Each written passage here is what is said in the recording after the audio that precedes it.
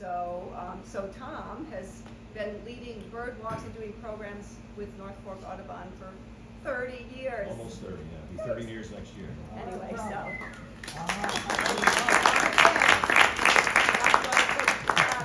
All his fans are here. Well, you will be if you don't know. Anyway, so he's going to tell us about the winter ducks so that we will be very informed and ready to go out there tomorrow and look at some real ones. So, Tom, over to you.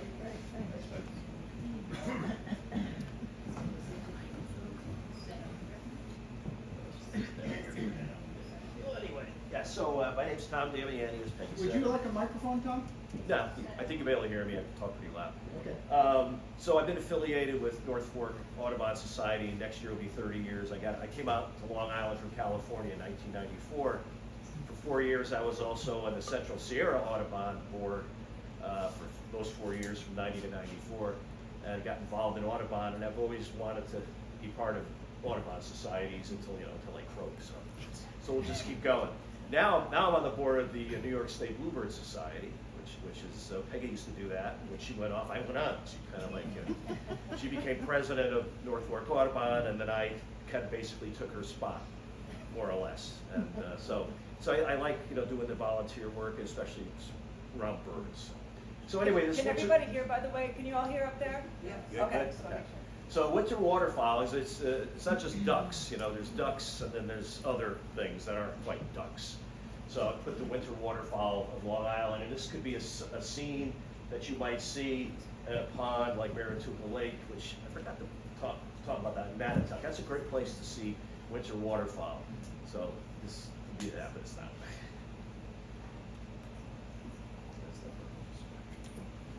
So there's dabblers and there's divers. So you can see the difference. They look different. You can read the different things. Or the dabblers that will not dive. They just kind of dip their bodies down, and they'll feed off the bottom. They'll feed off of aquatic insects, vegetation, whatever they can get at. Where the divers will actually dive down, and some ducks are more adept at it. They'll go even deeper. Some will just go near the surface. But so there's two different kinds of ducks, and we're going to talk about the diving ducks first. That's the common loon. That's its winter plumage, so they're kind of plain looking.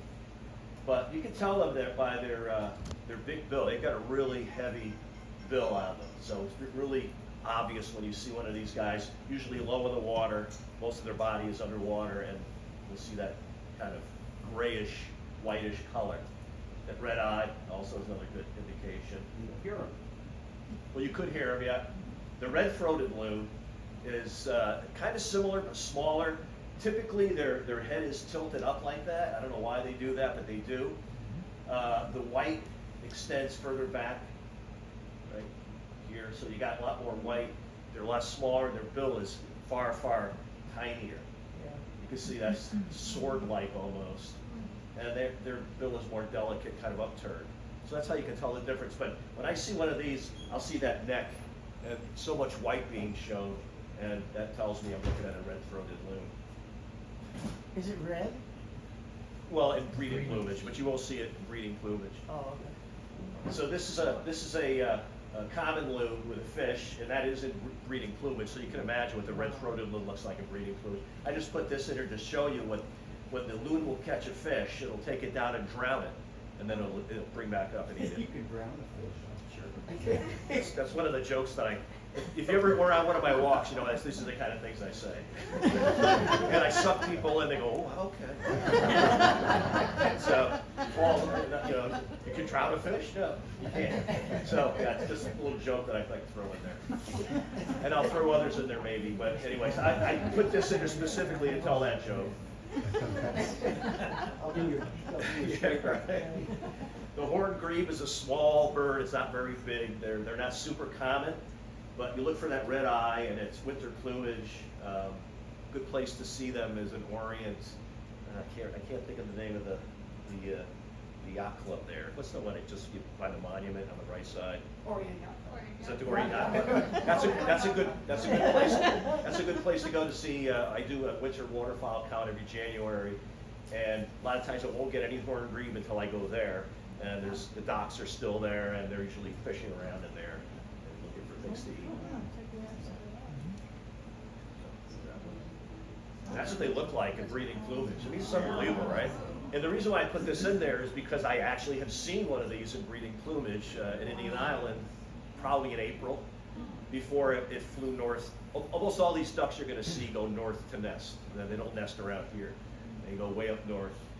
So when I saw this, I said, my God, this is an amazing bird to see. So I actually got to see one in breeding plumage, that red eye, and just an unbelievable bird. And the red-necked grebe. So it's a lot longer neck, no red eye. So if you ever see one of these out there in the water, look. First thing you want to do is look for the red eye to see if it's a horn grebe. And if you don't see a red eye, it's going to be the red-necked grebe. And the red-necked grebe is about 4 inches bigger. So it's a bigger bird, longer neck, just looks larger when you look at it. You know, it's daunting a lot of times to try to figure out what ducks you're looking at, especially at a distance. You use scope most of the times, or I have big binoculars I use that are 22 power. You need those things to be able to pick out stuff like that.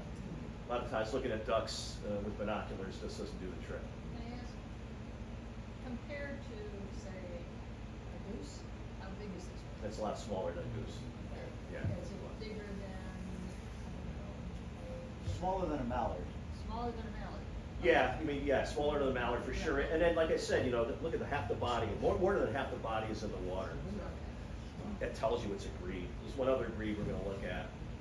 I'm doing that. And the pie-billed grebe. And we do get some of those in the winter. And a good place to see them every year is over at the Peconic River, the Riverwalk in Riverhead. There's always one there. Every year, it's always, I don't know if it's the same bird, but there's always one pie-billed grebe hanging around. So how you tell is from the bill, the two different colors, the little stripe through there, and then this little powder puff in the back. That's really obvious when you see it. It's a very small bird, it's tiny. These are mostly shallow water and still water birds so far. Yeah, a lot of these Except for birds, loon. yes, like this one tends to be more in fresh water. It'll be in the river. I've never really seen them in salt water out in the open water. And the canvasback is really a beautiful, beautiful duck. I have a painting at home done by a guy named Tan Brunette, who was a carver, and he also was a painter. And I found this artist proof at a thrift store when they were still good, because they're not good anymore. You still find good stuff in thrift stores. Not anymore. So I think I paid $15 for this thing, and it's the canvasback, beautiful bird. This one prefers fresh water, and sometimes when the fresh water is all frozen over, they'll have to go to the salt water if they're around, so they have to go there. But prefer the fresh water. A good place to see canvasback occasionally or rarely would be Great Pond and I guess the Peconic Dunes 4-H camp. And you can't just walk in there. You have to be able to. You can see the pond from different places. Have you seen it anywhere else, Tom? The canvasback? That's the only place I've ever seen them, but I'm sure that they would No, it's appear out here in and the there. reservoir for 1 minute. Where? In the New York City in the reservoir. Oh, yeah. Yeah, they're not super common. And that's the canvasback hen. You know, most of the female ducks are brown like that, and so you have to look at the shape, the size, the bill, the little markings and things like that. But almost all the hens are just they need to be for camouflage of sun eggs. Looking at their bill, are they divers? Yeah, they're divers. All these are divers. We're going to get into the dabblers soon. And are the But- canvasbacks a little bigger? Yeah, it's a bigger duck, yeah. You know, all the sizes, 14, 17, 18, I don't have that memorized, unfortunately. And the redheads, which are kind of similar to the canvasback, right? I mean, you might, well, this one anyway, you might get kind of thrown by it, but the redhead has a round head, and their beaks or bills are very distinctive. Real easy bird to see. The head really is red right there, like a red-headed woodpecker. And then you look at the beak, and they're small, they're not very big. Good place to see these in Marion Lake in January when I do my waterfowl count. We get a few redheads there every year. I'm going to go over some of the good places to see these birds at the end of this whole thing. The greater scaup. So the scaups, say there's a lesser and a greater, real hard to tell apart. I always generally go on salt water where the graders will be and the lessers will be on the fresh water, but that's not a given. The grader has kind of a, what's this thing? Kind of has this little point here, and the color of the head, iridescence is kind of a green color. And there's the head back there, and you get that white face pattern, which is typical of the Scops. There's another we're going to see. That's the lesser. So you look at the lesser, they have a purplish kind of head, and not so much of a crest on top. But you can see that they're very similar. So is that male, female, or male? It's male, that's the male, and this is the head up there. And there's the lesser, so you can see they're hard to tell apart. And there's the head. Would So the lesser be more likely to be brackish? Because I've they seen more them freshwater, brackish. brackish, yeah. You know, 'cause sometimes when it gets real cold, the freshwater freezes, they gotta find other places to go. They have to be in the water, so they'll go to salt water or brackish water. So you can see that the head here has the same white pattern, really difficult to tell apart. So sometimes I just say, oh, it's fresh water, it's lesser. Salt water, it's greater. Does it really matter? I mean, you know, it's just no big deal. And usually the Scaup will be in big rafts. When I lived on Shelter Island and when I was working there in Cockles Harbor, there always would be some Scaup there, probably greater Scaup, could be lesser, depending on how cold it was. And usually 30 or 40 or 50 of them. So they like to get together in these rafts, they call it. Sea ducks and things like that, they'll form these rafts. So it's basically all real tight knit and close together. Probably to avoid predators and things like that. But really cool looking birds. Then you got the ringneck duck, which looks a lot like those others. Interestingly, they call it the ringneck duck, but really it's more like the bill's got a ring on it. And the neck has this right here. And you can only see it when the light hits it right. Otherwise, you won't even see the ring on the neck. So everybody always wants to call them a ring-billed duck, but no, that's not the case. So you go back, and you can see how close they look like at a distance. Very difficult to tell what you're looking at, so you have to be able to see the beak or the bill. And then once you see that, you go, okay. There's a lot of little things, and I have to say that I'm not an expert on ducks. People that hunt duck are experts on ducks. They know all about ducks. They got all these crazy names for them. If I think about them, I'll remember them. I'll bring them up to what they call them. Pretty interesting. But they'll know them in flight and all these things. They're pretty good. But to be a hunter, a duck hunter, they really are experts on ducks. Hominid, a really interesting, cool-looking bird. Good place to see them is over Orient Point County Park.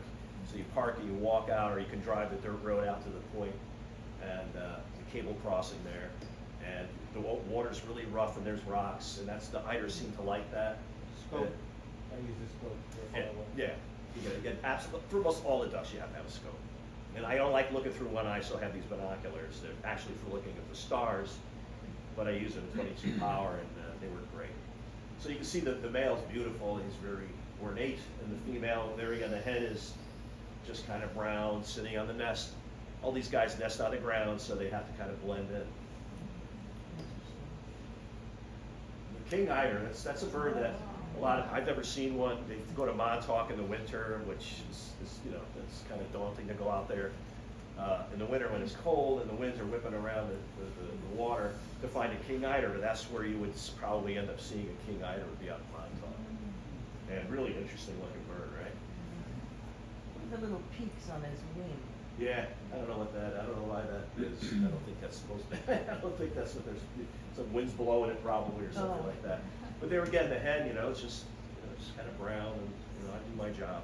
So they're wintering in Montauk and then they go north in the summer? Yeah, they all go, all the ducks, almost every one of them goes, except for mallards and black ducks, and they all leave. Would they be on the ocean? What's that? Would they be on the ocean in the salt water? Yeah, almost all these diving ducks pretty much are saltwater birds, unless I say they're freshwater. Same thing with the harlequin duck, another amazing looking bird when you see it. That's a great place to see them, is there again at the county park. We would see the eiders. There's been a couple out that people have been seeing over the past few weeks. Right. At the county park. Exactly. Out at the cable crossing, all Yeah. the way Right, down to the end. yeah, the end. And that's where you would go to see the Harlequin duck. They could show up other places. They like rocks. They like to kind of forage around or hunt for whatever they want to eat around rocky shoreline. So that's where you'll find them. And, you know, they're pretty obvious when you see it. You go, oh, okay, what am I looking at here? You look this pattern here on the female. And then, of course, him. Beautiful. Long-tailed duck used to be called old squaw. And the reason why, supposedly anyway, from what I've heard, they call them old squaw because they're very vocal ducks. But most ducks don't make a lot of noise. These ducks, when they get together, like that, you'll hear them. Yeah, it'll just go on and on and on, you know. And so whoever named them old squaw, sounded like a bunch of squaws getting together and all talking or something. Not PC. Yeah, so they changed that name a long time ago, and they've changed a lot. I think they've changed like, I don't even know how many birds' names that are named after naturalists or birders, you know, mostly naturalists from back in the day that apparently owned slaves. A lot of names have been changed. There's all kinds of hubbub about it, but yeah, it is what it is. It doesn't bother me. But long-tailed duck, beautiful, beautiful bird to see, and gets its name obviously from that plume back here, and that's really amazingly long. Very fast divers. They say that if a hunter, they hear the click and they're already under the water before the bullet gets there. That's what they say. Who knows? The great Let's place to say see that. them is right over here, the docks, right here by Claudio's. All winter, they are like right in there, I mean, where you the, can where the get pretty marina close, is you don't there. need even scope. Yeah, No, no, you they're don't. all Yeah, at the end these of stays Sixth Street, Manatee they're all Inlet, right around at the here. inlet, the mouth of the inlet, I see them everywhere. Manatee Yep. Inlet, yeah. Yeah. And like I said, Easily. most ducks, I don't think there's any other duck that makes a lot of noise like these guys do. Do they all have little pink on their beaks? Yeah, that color. If you see them in the water, you will unmistakably, you male will or know. That's a male. No, that's a male. That's the female. And she, you know, and she also has a good facial pattern that you can pick up on, this big white spot around the eye. Pretty easy. And small, they're not very big. Small birds. Does she have a long tail? And there's the white-winged scoter, Not as long, but there's. which interestingly, I don't know why I picked this, because you can't see the spot on the back of the head. But the surf scoter has this big white patch. They call them skunk ducks because of the white. They're really obvious when you see them, very bright colored. And you look for that patch in the back of the head and it's automatic. You don't even need scope unless they're far, far out. Their bills are really interesting, though, just the way it's all patterned, and you know, there's just knobs and just crazy. They eat a lot of shellfish. That might have something to do with why. Oh, I'm sorry, it's the white-winged scoter. I'm saying surf scoter. Why did somebody tell me? I jumped ahead of myself. This is the white-winged scoter. That's why there's no patch. So this is what you look at. This and this. All I did was look at the beak, but wait until we get to the surf scoter. So it's the white-winged scoter. And when you see them far away, you're going to see that white wing patch. You know it's a scoter, the shape, and then that white wing patch. And there's the scoter hen. So she's got that patch there and right there. Real similar to the to one of the other scoters, which when we get there, I'll talk about that. There again, so there's no patch there either. It's there. You can kind of see it there. So anyway, but the white patch is really, and their beak is really colorful. And they lack that white thing on the side that the white wing has. So, but really, really interesting build on this bird. Obviously specialized for crustaceans and things like that that they eat. And they're also right over here, there's tons of them out, right in the water. And they make, when they Yeah. fly, they make a lot of noise when they fly. Yeah, they do. Yeah, I forget the. It's like Yeah. they do make a different sound than other ducks when they fly. And there's the surf scoter hen. It looks very much like the hen from the white wing. Let's go back. See, you'd be hard pressed to decide what's the difference, right? But there is a difference. There's this line right here, up over the eye, right in front of the eye. And they call that the lore, right in front of the eye. And that extends right up through here. So that's how you can tell the difference. And usually they're together, so there'll be males with the females, and so it's easy, a lot easier. But that's a way to tell the difference. I've always been hard pressed to tell, but I just read actually, and I said, oh, okay, this is the difference right here. It's this little line that runs past the eye, right in front of the lure. There's a black scoter, so it's basically all black, and it just has that kind of bump, yellow, orangey color. And those are easy to tell from the others because they look nothing like them.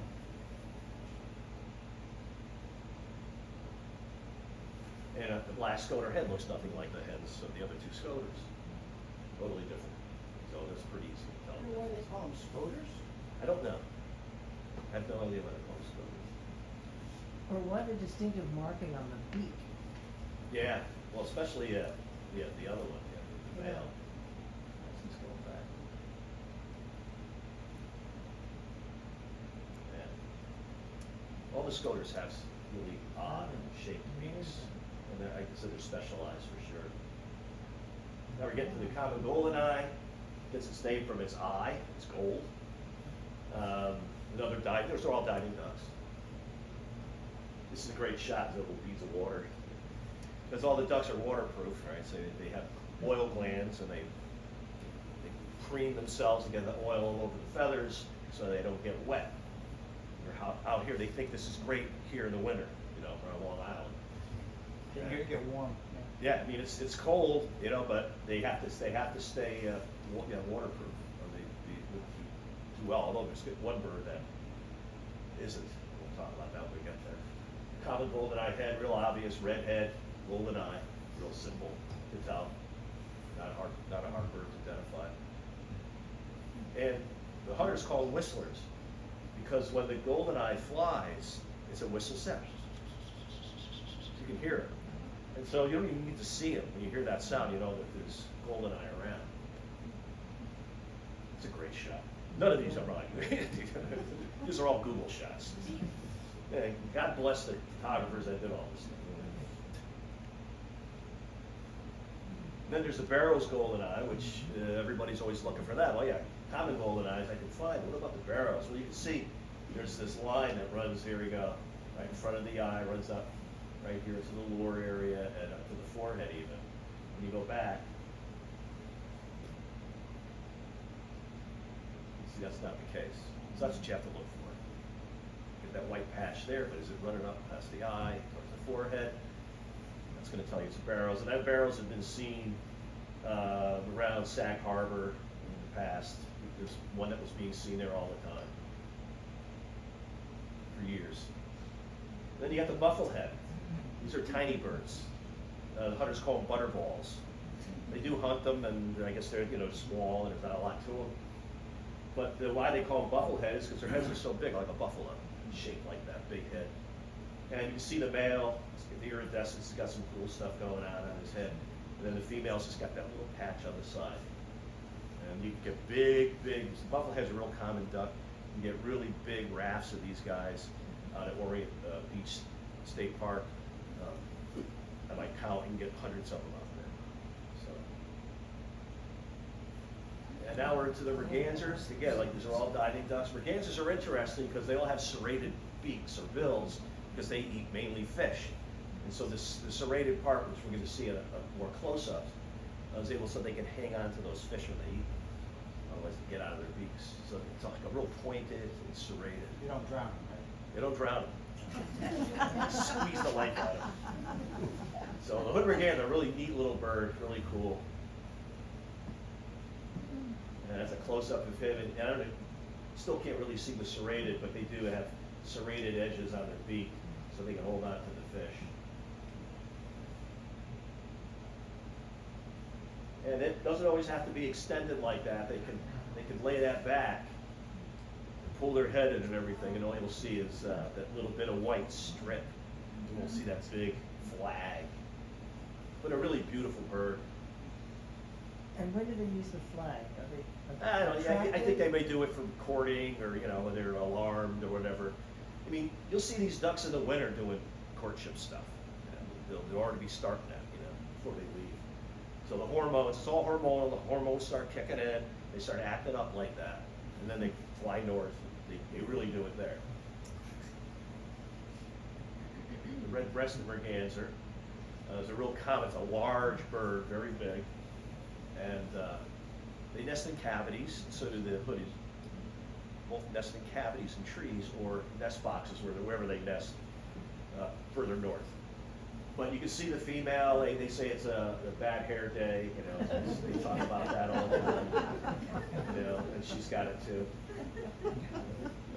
But real common birds, and a friend of mine who passed away, Henry Hallow, who's also a birder, he said one day they're gonna be nesting in Long Island, because they seem to get here real early, and they seem to leave real late. They're kinda hanging in there, and then they leave.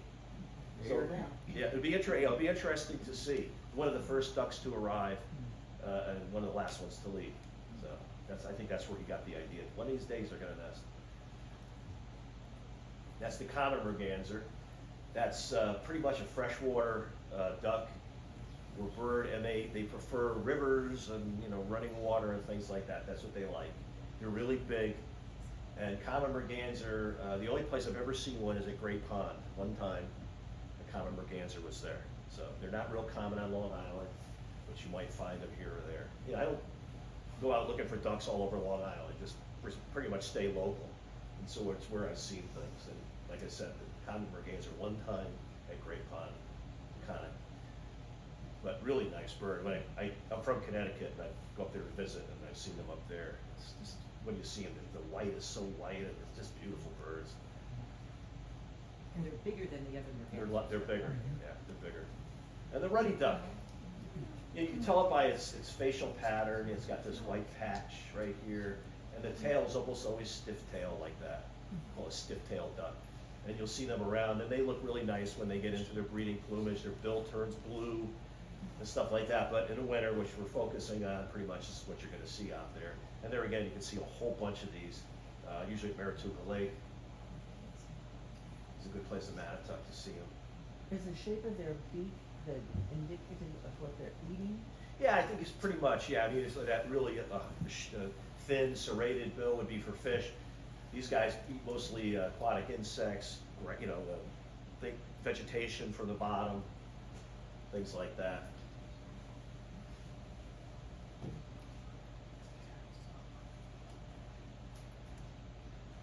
Now the double-crested cormorant, they're around here all summer, but they don't nest anywhere around here really. So they're non-breeders, they're just hanging around. I don't know what they do. Why they're here, who knows? They're not I don't know what they do. But here's the interesting thing about the cormorant: it doesn't have oil glands, so it can't waterproof its feathers. Oh, right. But yet it's a diving bird. It's crazy, right? It makes no sense. Why is this? Who knows why? But they're prehistoric in how they look, and they have to dry themselves by putting their wings out in the sun and wind just to dry up before they dive again, because they actually get kind of waterlogged. They get heavy, and they eventually have to come out, perch someplace, dry off, and then start catching their fish again. So definitely a fish eater. They got that pointed, narrow bill, probably serrated, hooked to catch fish. But they hang here in the winter? No. Okay, so we're gonna get to that. Cold. We're gonna get to that. We occasionally will get them on winter counts in January and sometimes December. I don't know how long they stay, if they stay, but we're gonna see. This is an immature bird. It's a juvenile double-crested cormorant. So this is what they look like. So you're not gonna see a bird that's all completely black. If you see this one, well, what's that? Looks like a cormorant, but it's got a white. It's a juvenile bird. And this is something I've never seen. Oh, wow. The only place I've seen it is Cape May in New Jersey. Actually, a double crest. It's called a double crested cormorant. And there it is in its full glory, getting ready to nest. In New Jersey, they probably nest in that area. Around Long Island, not really. So, Connecticut, they nest. You see them nest there. On the ferry going into Bridgeport, they nest on these columns and piers and I don't know what those things are, big metal things. So they'll nest there. But it's so cool to see. The first time I saw it, I said, wow, look at that, double crest. I've never seen it. It's such a neat thing. We got dinosaurs. Yeah, definitely prehistoric. So the great cormorants will come here in the winter, and the double-crested pretty much leave, although occasionally the double-crested will hang around. The great cormorants, they're not like double-crested you see everywhere. They're around here and there. But how you tell the difference is, there's a few differences. One of them is the neck and the beak in that area is not the same. But the thing to look for me is that white spot right there. And that's not always, you can't always see it when the bird's not moving. But if you go back, look at that throat. And look, it's totally different. You know, it's all yellow in this one, but the great is white with a little bit of yellow. So it's pretty obvious, pretty easy to tell. And you look for the white spot. But most of the times I see them flying. And so real easy to tell when they're flying. That white spot just pops. So you know it's a great cormorant. And many times I've seen them flying around between Shelter Island and Greenport, flying back and forth. And they'll perch wherever they can perch. They like to perch in dead trees, things like that. They like to be out in the open. Most, Really like mass spreaders, what's that? mass spreaders on boats. Yeah. Oh, okay. Yeah. Yeah. And they leave their signature. Oh, yeah, of course. Yeah, I know, you know, and then we're talking about, you're talking about ducks. Well, ducks don't like perch on places like that. So what waterfowl does, this isn't a duck, it's something else. That's why it's a winter waterfowl rather than winter ducks. It's kind of a cool eye too. Yeah. Yeah. Do we know what the significance of the red eye and the blue eye? Not really, no, I don't know. It probably has something to do with the vibrant, what the female's looking for. If she sees a really red eye, or the eye is very, very vibrant, she's more attracted to it. I don't know though. And so this is the kind of place where you look for them summer, winter, fall, spring. You know, they'll perch on these kind of things, and sometimes even nest. And tomorrow, when we're out on the boat, there's a couple of places that we could find the great cormorant, or maybe even the double-crested, but more than likely it'd be great, a few of them. Can't think of it off the clip. Norman, was it Norman Clip? Yeah, there's that jetty that goes out, there's a little tower or whatever Oh, it is. it's the Greenport Jetty. They're always there. Yeah. There's always a couple up there, and I've never been able to get close enough to tell exactly who's up there, so I just put cormorant species, because I can't see the white spot with my 22 power. Northern gannets, these are all, again, diving birds. These can come through in amazing numbers, hundreds, if not thousands of them in migration. And they are the ultimate diving bird. Look at that. They turn into a spear. Yeah, very And dynamic. they go down in there, and literally it will be pop, pop, pop, pop, pop, pop, pop, just hundreds of them all going at the same time, and they come to a school of fish. They basically follow wherever the schools of fish are. And you'll see them mostly in migration, but you can't see them in the winter. And the easy way is you look out over the ocean, the bay, where you want to look, and you'll see this unbelievable white. There's nothing whiter than that. The great backback gull, any of the gulls, it doesn't match this white. It just glows. And the little black wingtips. Yep. But like I said, you go out there and you look out there, you see this bird flying around, you see that white like that, it's going to be a gannet. Are they still around? It also looks like a waterfall. There's so many people. Yeah. Yeah. No, there could be. There could be some around, but not numbers. They're not migrating now. Now we're finally into the dabbling ducks. So totally different. Their bodies are different. Their feet are kind of in the center of their body rather than in the back. Those diving ducks need that kind of like, they use their feet to move. So, of course, the mallard is the duck you see everywhere. They're practically domesticated at this point. And they hang around. They like to eat bread, which brings me to that. I never feed anything in bread. I don't even feed bread to birds in my backyard because it's no good for them. It fills them up, but they don't get any nutrition out of it. And young birds, like say a swan comes over, a Canada goose with their young, and they're eating that, they get this thing called angel wing, where their wings don't develop, and they can't fly. So they'll just die. I guess it's because of all the carb rather than protein does something to the way their wings grow, their body grows, and it screws them all up. So never feed bread to throw in the water to any birds, or throw it in your backyard. Don't even do that. It's bad stuff for them. So that it also, it's interesting, You hear whack, whack, whack, whack, whack, which they do. It's usually the female that does that. The males hardly make any sound at all. Maybe they'll have a little quack and a little whistle. But most of the ducks that quack, it's usually the female that does the quacking. And everybody's thinking things I hear. The American black duck, so kind of looks similar to the female, but you look at that patch on the wing, it's the speculum they call it. All right, so look at that.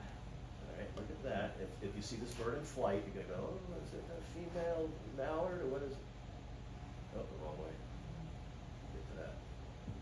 See the difference? It's blue and it's got white edges on it over the black, where the black duck has black on that bluish speculum. So it's really easy to tell, but you have to have that in your head to know, the book to look at. And they're very, very dark colored and pretty easy to tell. Black ducks used to be a lot more black ducks around. There's less and less and less. They're starting to hybridize with mallards.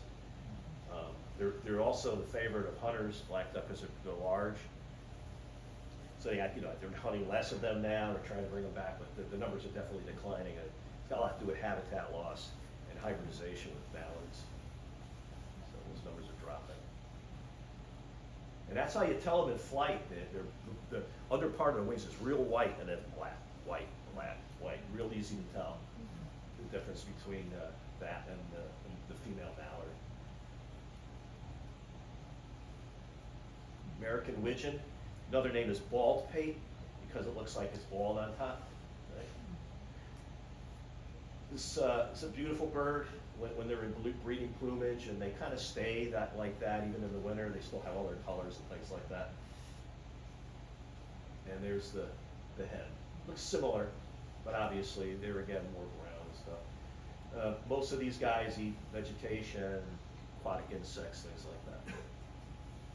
Widgeon will actually go onto land and graze like Canada geese with grasses and stuff like that too. Kind of cool to see them on land. The Eurasian widgeon is pretty rare. I know in the South Fork they get it. There's a pond there. I can't think of the name of it. And the Eurasian widgeon will show up there every now and then. But really beautiful bird, and their pate is as a yellow color right there on top. Really nice bird.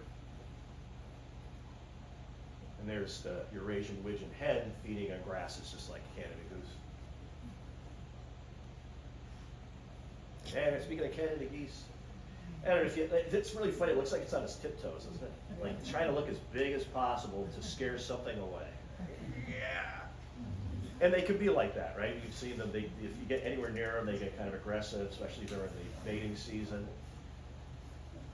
And real obvious, Canada geese, what's happening, they used to migrate, and less are migrating, and more are becoming residents. They're not going anywhere. They stay. It's golf courses, lawns, lots of habitat, and lots of food for them. So they hang around now. They don't migrate as much. The migrating population is declining, and the resident population is going up. And one of the problems with that is the numbers are really increasing. There's not much that nothing really preys on the adults, but the young. Sometimes you'll see a bunch of young, like they'll have 10 of them, and the same pair has 8, and then there's 6. They keep disappearing. Different things are getting them. But their numbers are still rising, and they can really nutrify water. You get small body water, and you get literally hundreds of them. There's a pond near where I live. What's the name of that pond? Lake. She doesn't know either. The two of us are like this. What's that thing again? Merritt Pond or Merritt Lake in Riverhead. And literally there's hundreds of these geese that show up there and they land there and they cover the thing. And they're all, defecating and whatever. And it can nutrify the water. It just basically takes all the oxygen right out of it. And so there's always issues with that. That's worse than golfers stepping in the goose scat to me. That's the way it goes. This is a brant, which is in the goose family. I kind of like this. It almost looks like, to me, like its legs and feet are like just tucked right up in there, And it's like a little bullet. So cool. And they're a lot smaller than Canada geese. And we were just at Jamaica Bay in October, and there were hundreds of them there, really. And they make this really, the sound they make is really, I said, what is that? Somebody put their phone up and said, Oh, it's Brant. I said, okay, I couldn't see him, but you hear him, and of course, the phone told us what it was. Which, you know, that's cheating, but you know, everybody does it now. So here's the difference, you got your Canada goose and you got your Brant there, big difference in size, you see. But they do the same thing, they're all eating grass like little cows, just eating away. Then we come to the snow goose, which aren't real common around here, but they do show up in some of the farm fields of Riverhead especially. Beautiful bird. I was invited to speak in Nebraska way back when, it was 2000 something or other, and we did this Platte River thing. And the snow geese, we took a tour, and there were 500,000 snow geese. Now, how do you count that many snow geese? The guy that said there's 500,000 there, they covered the pond, you couldn't see the water, and then they were all on the land too. You couldn't see them. He goes, I've been counting them for 17 years. This is what he does. And you take a portion of them, you break it down, and you just start going, 500,000. And then bald eagles showed up, and they all went. 500,000 snow geese. It was incredible. One of those things you never forget. So that's the snow goose. That's in flight, so you got that white and black, real obvious. They're far smaller than the Canada goose. Then there's the blue phase, so you get this dark guy along with them, and this yellow in the front. You might think, oh, that's from all what they're doing down here, in the mud, the stubble and stuff like that. So they get that stain on their face. It's not the plumage color, it's stain. Actually, their faces get stained. But I've seen the blue phase in Riverhead, and a few of these guys, and they usually are with the Canada geese. So you'll kind of be with them. So it's a good thing to do, especially this time of the year, November, December, January. I love the pink. You go out to Riverhead and just be looking around for these guys. You might see them out there, and it's really a neat bird to see. Beautiful. Is that a male, the blue face? Anytime, yeah. Could be there. No, I mean, is that a male, the dark? Oh, yeah. Yeah, probably. I don't know. More than likely, yeah. I think the male and female look the same. Yeah. So here's gadwall. How I tell the gadwall is from this black flag, I call it the black flag in the back, this rump. It's all black. And there's no other duck like that. So when you see this guy swim around it, at a distance, you don't really see much. But when you see that, you say, oh yeah, that's a gadwall. And the female there, she's very plain, hard to tell what she is, but hopefully she's with the other gadwall, then it's probably a female A gadwall. beautiful pattern. Oh yeah, it really is amazing. It's birds. And the northern pintail, which is an incredible bird. We're at Mishavik Reservoir. I worked for 24 years. One year we got a pintail on our Christmas count, which is done usually in December. So one pintail. So they're pretty rare in the winter. It's possible that it could have been what they call a crip. It's like, in other words, it can't fly, so it's hanging around. But pintail are pretty rare in the winter, but they can show up here and there. But what duck looks like that? It's just incredible. It's nothing like any other duck. It's unmistakable. And there's the hen, and even her tail this kind of pinny thing going on there. Long neck. She's got to pull in, but very long neck. Another trait that we look for. The green-winged teal, incredible bird, our smallest duck, tiny little things. And as it is breeding plumage, in the winter it'll have that, but kind of faded, but you'll still be able to make it out. It still looks like it's been painted on. It's incredible green, and the cinnamon color, and it's just incredible bird. And there's the hen. And so how you can tell her she's small, and she'll have that little patch, so hopefully you can be able to see it. You can't always see it, but you look for that if you stay on it long enough, and hopefully there's males around, so same size. Marituka Lake is a good place to see them every now and then. The shoveler, really a wild looking bird, right? It's like, why would this bird have such a big beak? And so you find out when you're a birder and you start reading about it. They look kind of mallard-like almost when you first look at them, but then when you look at the beak, you say, oh wow, look at that. Or a hybrid mallard or something going on. When you look at their beaks, you say, what's the beak all about? Is it shovel with this beak? Why are they called the shoveler? Here's how they feed. So they go along the the surface of the water and anything that's floating on there, they're eating it. So the beak, you can see the serrated, the water drips out here and the food goes in here. So as it feeds, the water comes out there and the food goes in here. So it's perfectly adapted and designed to do that. But no other duck really does it like that. It's pretty cool. Cartoon. Yeah, it's just amazing, you know, how, like, you know, so I talk to people that don't really notice birds or know anything about birds, you look at just the difference in just these birds and in all the birds. I mean, it's amazing how many different species and what have you. So we're here for mute swan. Call it mute swan because they say they basically mute. They don't, but they make a lot of interesting sounds. So if you get one near one in breeding season or any time really, they make some crazy stuff that they do. Like a kind of a snore, chortles, and all kinds of interesting things. When you see a swan like this, with its wings up like that, usually it's an aggressive posture. And they're an introduced species, so they're not native to our area. They come from Europe. And they were brought over here, these rich people, you know, have these palatial mansions, and they bring the swans and put them on their ponds that they made. And they bring the mute swans here, and they swim it, and they fly away. And then they probably got more, and they fly away. So naturally, they started getting into all different areas, become naturalized to all over. In New York State, I don't know how many years ago, about 8 years ago or 10 years ago, they wanted to kill them all. And why? Why would they want to kill mute swans? They're so beautiful.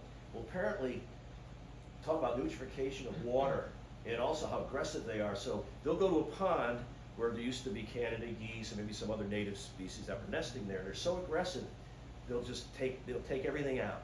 They'll just keep harassing the geese or whatever to get them out of that pond because they want to be the only two there.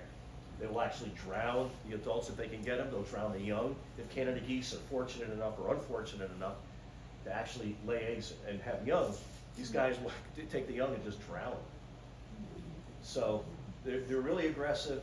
They also could feed off the bottom much further than any other bird. So they were eating aquatic plants and things that were never fed on before. So they were taking all that out too, and then nutrification of water, became kind of dead ponds, a lot of algae blooms and things like that. At Inlet Pond, we usually have a pair there every year, and we always talked about, let's go in there and oil the eggs, let's do this, let's do that. We never really did anything like that. But anyway, they're pretty, they're nice to look at, but they're not that great. But the DEC decided not to kill them. They got too much blowback from the public. They can't do that. They mate for life? What's that? Do they mate for life? I think they do, yeah. Yeah, I think they do. Which makes them love them, us love them even more now. They're so. What am I doing the wrong thing? The tundra swan, really a big bird, bigger than the mute swan. Not bigger. It's got a longer neck. It's kind of longer bird, but it's not as heavy. Mute swan is one of the heaviest flighted birds in the world. They think they go up to 50 pounds and still fly, which is pretty amazing. The tundra swan's a good sized bird. Real easy to tell the difference. Yeah, completely different. Is it the mute swan that's on Narrow River Road? Oh yeah, Narrow River? yeah, they're always there. Right. The tundra swan, every now and then one will show up over in the South Fork. There again is this particular area that the tundra swan, I remember hearing about it. Every year it would be there. It'd disappear and then come back, so it was usually the same bird or who knows what. But the tundra swans are pretty rare to get them on Long Island, but it can happen. Now we're going to go into places to find birds, these birds. Dune Road's great. Just go over the Ponquag Bridge, and you can go left or right. You can go down to the end of the seawall there and see what's over there, and then drive the length of it. And there's little pullovers and things like that to look for, so you can see some of these birds. You can definitely have to have a scope there, like I said, for almost all this duck watching stuff, and waterfowl watching stuff. You're going to need a scope to see these things. But the road is usually passable, sometimes not, and it's a great place to see winter ducks and a lot of other things too. Short-eared owls, snowy owls, Pickup truck. bitters, pickup truck, there you go. And Sundays by the bay, it's a good place to go. Montauk Point, of course, you're gonna see amazing amount of birds there. The scoters, the eiders, things of that nature. Great place to see, but you gotta be kinda hardy and you gotta be a real birder to wanna go out there in the winter to look for those birds, really. I mean, I don't even do that. I don't think I've ever been there in the winter. I've been invited to go and I said, can't do it. I don't know why, something's going on. I always work the weekends, I still do, so. Orient Point County Park is great because, as we said, through that pass there, or what do they call that pass? Where all the water's it's constantly rough there. The gut, there you go.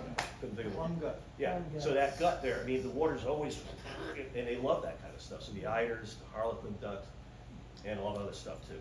So you go out to the point there and just kind of set yourself up and just see who's around. When the water, when it's a lower tide, you get more action out there. But it's a great place to see ducks.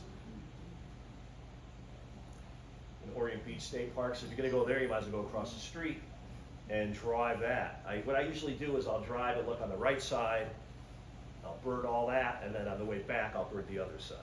So this way you're not kind of going back and forth, get more focused that way. But Orient Beach State Park is one of a kind place. It's amazing. And a lot of, it's the little birds that fly around there. Somebody just told me. Snow bunnies? Snow bunnies. Lots of snow bunnies there. Every time I've been there, you see snow bunnies. See, I'm just thinking about ducks. I can't think of any other bird. And here's the Great Pond. It's over at Peconic Dunes 4-H camp. So that's where it is, but you can see it from other roads. I don't know which one. Lake Drive. Yeah, Lake Drive. Little road that goes back. Yeah. Can you The best way to see it is from the camp itself. You go out on the piers and you can see everything better. But you can see from other areas. And that's the pond that will attract some species like the canvasback or the whatever. So different birds. Marion Lake used to be full of Phragmites. There's a whole documentary on that, right? Took all the frag out, and now it just seems to attract really great birds. When I do my count in January, that's usually the best place. A lot of times it'll be frozen, but the ducks are keep it open, right in this area here, you'll have an open spot, and they keep moving around to keep the open water, and everything is right there, either on the ice or in the water, and all the birds are packed in tight. You can get all different kinds, redheads in there, just amazing place. And who knew? You wouldn't even know it was there unless somebody told you about it. And there's a cemetery, you can go through the cemetery, and there's a really good spot. The cemetery's up in here someplace. You know, drive. it's now a county park or It's something. a county park that goes right to that headland right Yeah, there. where Is the that right? green is, Green? where the green is on the upper right. A path in for the Yeah. There. Oh, really? And just to the left of that is it was a bald eagle nest this year. Was it this year? This year. But anyway, and you could just do this road and you can see down in here too. I never see anything on this side here. It's just weird. It's like everything's always here, nothing's here. Maybe it's fresher. Yeah, could be. This, if you saw Alfred Hitchcock's The Birds, it's interesting because this was one of the shots. I think he did most of his work with crows and gulls, but he also did something with mallards, and I guess it was done in a coastal area in California. And he wanted to show that these mallards, when people were swimming, the mallards just would get on top of them, and so they couldn't get out of there. But it was just too much for the people. It's good. Somebody's laughing good because obviously it's one of my jokes. It's just a picture. It's just a picture of a bunch of ducks. I don't know why they're so close together like that. But I actually I was invited to go out to Gardner's Island and do a bluebird project out there. The owners wanted to get a bluebird trail in there. So this is great, so they picked me up in the boat and we go out there and I did all this work and this and that. And they had this hundreds of mallards there. And the guy who was the caretaker, when we'd get off the boat, they all come running over to him. He goes, "My people." He would go, "My people." And they go running to him because it was barrels of food, and they would sprinkle the food out there. So I think it was October, and there's all these mallards, and there's little baby mallards, like 2 or 3. And I said, how is this possible in October? I said, what happened here? I said, there's no way they were making this. So it was pretty cool, but honestly, there were hundreds of mallards that would be there. And then, of course, the osprey that nested there, the bluebirds. It was really a special place. And unfortunately, this is a really interesting story. So the woman who owned it, she said, well, I guess you have a job. You got a job like that. And I said, all right. And then her son, I don't know if anybody knows these people, but this is what happened. Her son goes, wait.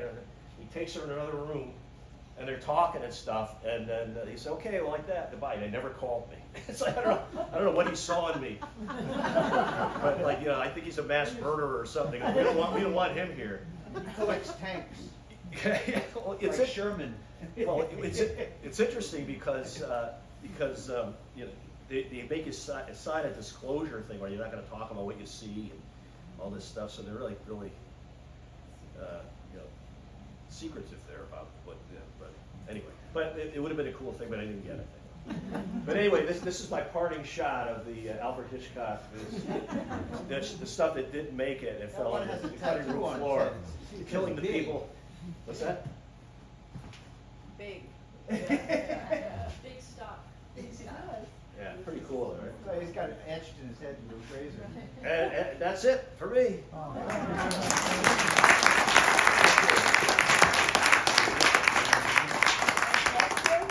Questions? Oh, questions? No, how could you have any questions? I've covered everything. So can I ask, what are their feet made of? So if their bodies are oiled, they don't feel cold, what are their feet? Yeah, their beaks. That's a good point. Their feet. Oh, their feet. Yeah, well, yeah, I mean, I know that a lot of times you'll see birds and they'll pull a foot up here or up there, so it's definitely skin, but I think it's, it's very I don't know how to explain it. But definitely, the cold water and all that stuff, it's a good question. I have no idea. I mean, it's skin, I can tell you that. There's bone, there's nails. Cartilage? Well, why it doesn't freeze, I couldn't tell you. There is a certain antifreeze that they use in their body, that they have glands and things like that. There is a way, I was just reading about how that works. Sometimes it's interesting. There's another thing I should have got a picture of this. You'll see a swan will take its foot out and hold it against the sun like that, and it's actually warming itself. And then if it's really, really hot, they'll actually hold it up into the cool to cool themselves if there's a cool breeze. So they actually use it like a thermal regulator, their feet. Yep. They have very, very few muscles in their feet and tissues that need oxygen. So their blood vessels don't extend very far down there, and then actually the tarsus, they have like this like web going back in, so the blood that is coming back from the feet gets heated up before it goes back. Right, the veins are next to the veins are next to the arteries, and they preheat. Yeah, that's. Yeah, it's like this little like web almost that it's. Yeah, interesting. Cool. Any other questions?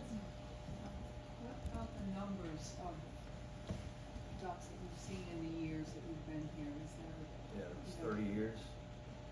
I haven't really noticed a drop in any specific species numbers. I mean, you see more Canada geese, that's a given. And as far as climate change goes, you'll get more birds that are moving more northward, but that really doesn't apply to ducks per se. Like where we live, when I first came here, the only time you would see turkey vultures was during migration, and usually like April and May, and then you wouldn't see them anymore. Now, they're here year-round, on Roanoke Avenue, on the top of the school. They're all there, there's pine trees that they roost in, and they're there all the time, all year-round. You see vultures year-round now. And then there is actually, by St. Agnes here in Greenport, across the street, that is that weeping beech tree. There's 8, 10 up there, 20. I mean, it's a bit like, a little scary.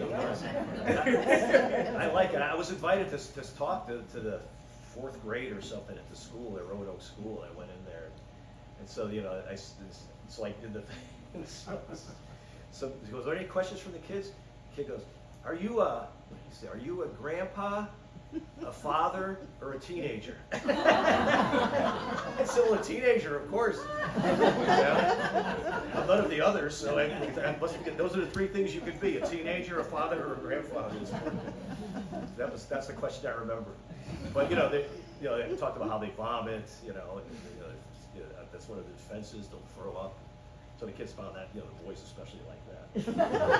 That's the question. That's the only question I got. Isn't that hilarious?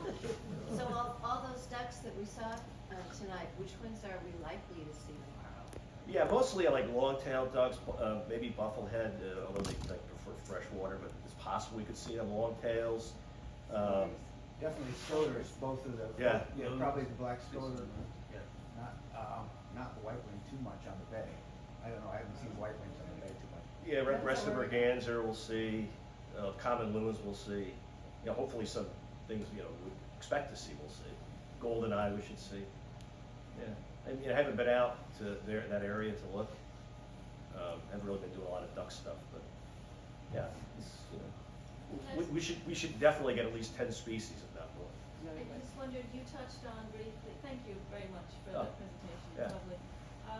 You mentioned the hunters, tell me about they have quotas for different species, or you said? Yeah, I really don't know exactly what it is. I don't hunt, but I know that the black duck, because the numbers were starting to really plummet, they pulled back on how many you could take. The other ducks, I don't know.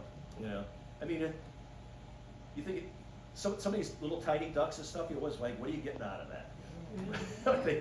But those butterballs, the bufflehead, they're little tiny things, and they eat them. So I'm hoping that all duck hunters eat the ducks. Do they need a license? Or? Yeah, and there was a law that it changed from lead shot to steel shot, because the lead shot was, they'd be shooting and all the lead's falling in the water, and the ducks are eating this lead, and it's killing them or messing up their reproductive system. So they changed it to steel shot. And then I heard something that went back to lead, and I don't know what's going on with that. Hopefully not the case. You could probably contact somebody at the Orient Rod and Gun Club. Oyster Ponds, yeah, the Oyster Ponds Rod and Gun Club. They're pretty knowledgeable, and they're really out there. They really do know. They used to be big out here, especially. There used to be actually like people would come out on the train to go duck hunting, just like everywhere else, and there would be guides, and they had that whole thing. Well, it used to be a huge industry here, didn't it? The Long Island duck. Well, that was raised duck. That was another source of nitrates. There's only one left out of Crescent, one's near where I live. Yeah. Boy, it smells bad some days. Not good. Could be either end, life or death. Yeah. Yes. Well, thank you all for coming. And don't forget to sign up Yeah. with Emmy. Sign up with Emmy, Emmy's get a your striped waiver. sweater there if you're gonna be